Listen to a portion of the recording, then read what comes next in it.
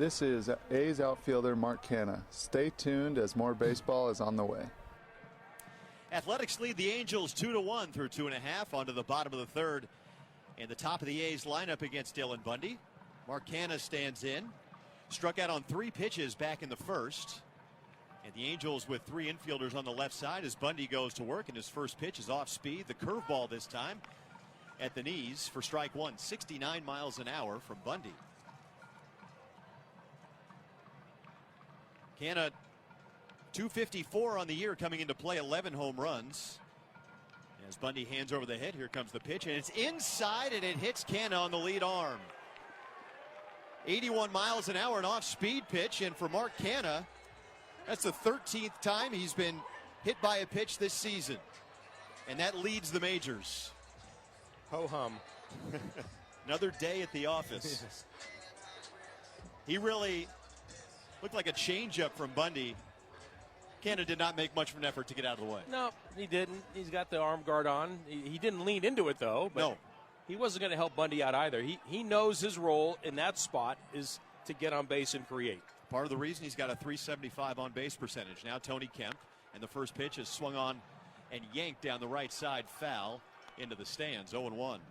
Had a conversation with Tony about that very thing today. You know, he walked 3 times yesterday, showed a lot of patience, and I said, but you told us a couple of weeks ago that part of your resurgence here recently has been being more aggressive first pitch. He goes, yeah, I will be aggressive first pitch if it's the pitch that I think I could do some damage with, as that was the case there. In on the grass at third, Rendon. Middle infield plays for 2, and Kemp swings and rolls it foul right side. And the count's 0-2. He's been an important cog in the A's lineup since May 20th. .339 the batting average, 2 home runs. But probably most important, a .420 on base. And the A's are 13-7 in those games. Providing some energy. He's playing second base. He's played left field.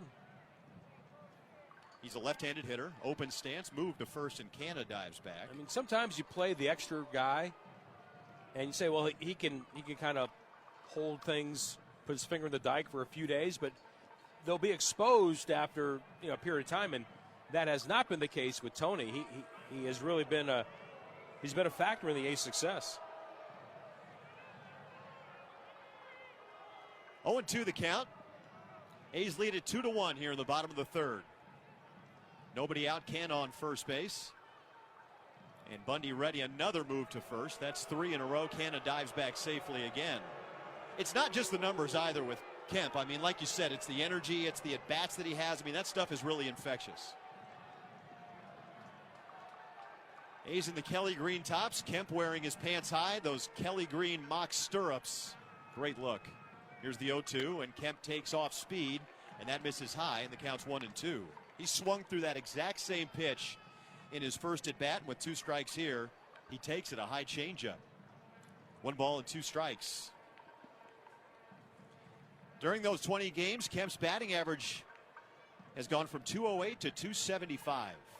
Here's the pitch, and Kemp swings and bounces it to first. That's going to be a foul ball. Late call by the home plate umpire Nick Lentz as Walsh came down the line and grabbed it about 3 inches on the foul side of the baseline. I'd like to ask Darren Bush and Scott Emerson on both sides of this, the hitting coach and the pitching coach. It seems, for whatever reason, this year has been the year of the high changeup. Yeah. That around the league, that guys are purposely throwing that pitch up in the zone. And I'd like to know why. 1-2. Bundy set. Here's the pitch, and Kemp takes high. It squirts out of the glove of Stassi, rolls up the first baseline. But Canha holds it first. We talked about that last time I was here. A lot of high changeups. I mean, when I was playing 15 years ago, that was a no-no. Right. I mean, Lucas Giolito's is the one that comes to mind and has talked about using that pitch in that manner. And you do see it sprinkled in different places around the league. I wonder if the advent of the high riding fastball has something to do with it. The eye level. Kemp swings and fouls it back.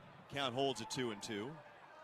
If you throw a lot of high fastballs and only low changeups, you see the ball going down, it's going to be a changeup. And big league hitters, I mean, I'm sure they figure this stuff out like that. But this is a relatively new trend, I think.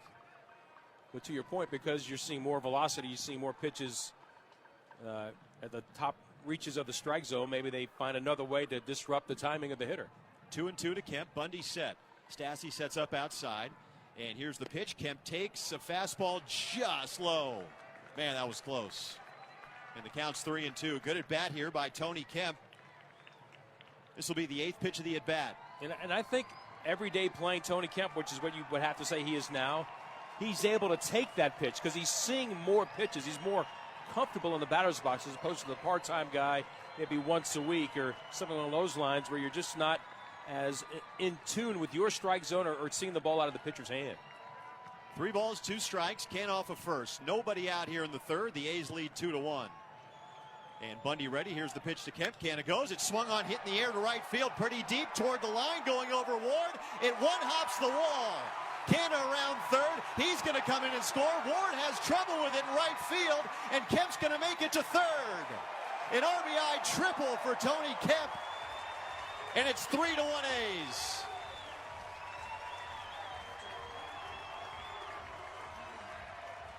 Outfield was playing Kemp the other way. There was a lot of room down the right field line. And now Olsen will hit. High fastball, and Kemp, a high fly ball down the right field line, bounced on the warning track and short hopped the wall. And now Matt Olsen will come to the plate, and Joe Madden is discussing something with the home plate umpire, Nick Lentz. I think what he's hoping for is that thing in the ball bounced over the wall and hit the white fencing behind the green wall and then came back into play. If that's the case, it would be a ground rule double. It would cost the A's a run. Can't really tell from here. They'll go to replay to double check that. But a great read by Canna. He got around second base. He gambled that. He knew that Ward wasn't at least going to get it on the fly. And then after that, he saw it land on the track. And once he had trouble bobbling it, it gave the A's a chance. And looking at the replay, it looks like it hit just at the very top of the green padding in play. So it's going to end up being a run for the Athletics. Yeah, the crew here is gathered with Joe Madden in foul territory on the first base side. And I think Joe Madden is trying to decide whether or not he wants the replay here. He's looking into his dugout, and wisely, he will not take the chance at a replay. So it's an RBI triple for Kemp. 3-1 A's. They certainly were lenient with the amount of time they gave Joe Madden to have them make that decision. I think Bob Melvin is saying, you know what? We have time and place here for a reason. Why do you just let him sit there and drag out the process to make that determination? Either you want the challenge or you don't.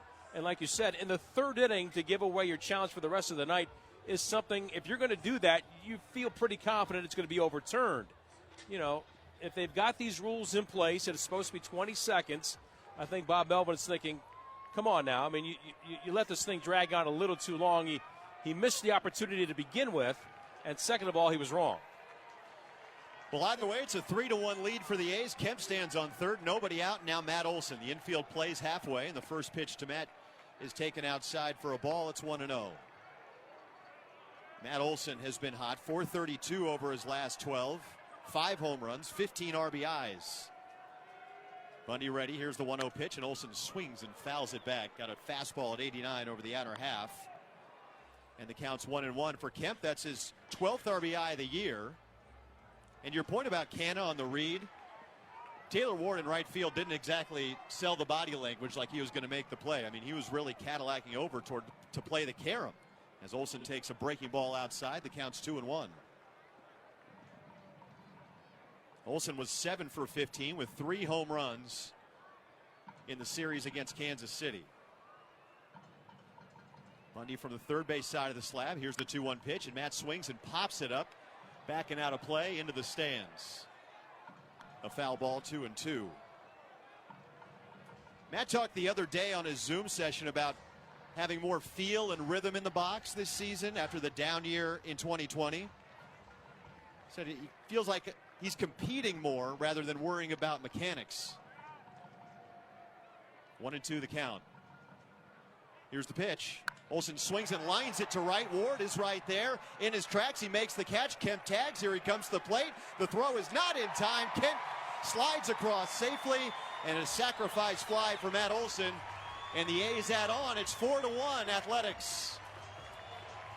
Olsen's 48th RBI of the year. with 2 strikes. Got that high changeup. And lined it out to right, plenty deep enough for the speedy Kemp to tag and score. Pretty good throw from Ward, too, on 2 hops. I mean, Matt Olson is on everything right now and hitting everything hard. Here's Jed Lowry taking a strike at the knees at 89. It's 0-1. He's making a bid. We talked about how loaded first base is for the All-Star game as the pitch to Lowry is taken inside, and the count's 1-1 in the American League. And Matt Olson is right there with the best of them. Yeah, the only problem is that the guy that's ahead of him is leading in every offensive category, in Vlad Guerrero. 3 infielders on the right side for Lowry. 1-1 pitch is a curveball taken low, and the count's 2-1. And look, we're miles away from having to worry about this. You know, talking about potential MVP candidates, and Olson is in that conversation as we stand today on June 14th. That award typically is won in September. Here's the pitch, and Lowry takes a fastball outside. The count's 3-1, and now Bundy really struggling to find a rhythm. The Angels bullpen is quiet. Right-hander's thrown 53 pitches. 2 runs in here in the third, 4-1 A's, and the pitch to Lowry is taken outside, and Jed works a walk. And the A's keep it moving for Matt Chapman, and he is also seeing the ball well. And now a meeting at the mound as the Angels pitching coach Matt Wise will come out and go over the plan here with Dylan Bundy. Fans, this copyrighted broadcast is presented by authority of the Oakland Athletics and may not be reproduced or retransmitted in any form, and the accounts and descriptions of this game may not be disseminated without the express written consent of the Oakland Athletics. Man, thank goodness now the runs count. Exactly. The game is official. They were waiting. A's lead at 4-1. Bottom of the third. And Matt Chapman comes to the plate with Jed Lowry on first base. And Chapman on the right side. The pitch from Bundy is a breaking ball taken outside for ball 1. They shift on the infield for Matt.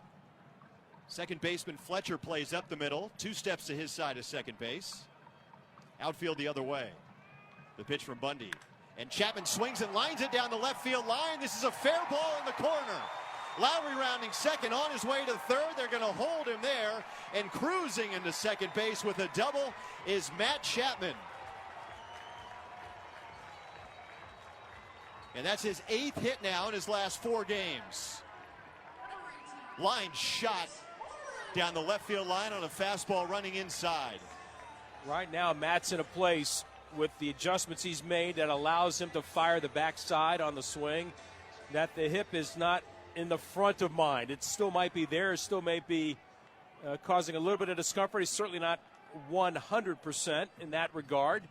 But I think he's at a place now where he knows if he wants to let it go that he can make that happen. And that was something he was really fighting with for the past, or at least for the first 2 months of this year. Now Mitch Moreland hits second and third and still 1 out in the third. Infield plays halfway and a breaking ball misses in the dirt, blocked by Stassi. And the count's 1-0. It was interesting reading Chapman's comments too about who else he consulted that had the same surgery and how some guys said, you know, for a year it felt like I was in somebody else's body. Kyle Seager's one of those guys, and well, Matt certainly looks comfortable now. Yeah, I mean, look at Buster Posey. He had an entire year off. Yep. It was the same hip, the back hip, the hip that you fire on as a right-hand batter. 3 infielders on the right side for Moreland. And the pitch. And Mitch swings and grounds it to the left of Fletcher. It gets under his glove and into right field. 1 run scores. Chapman's going to score.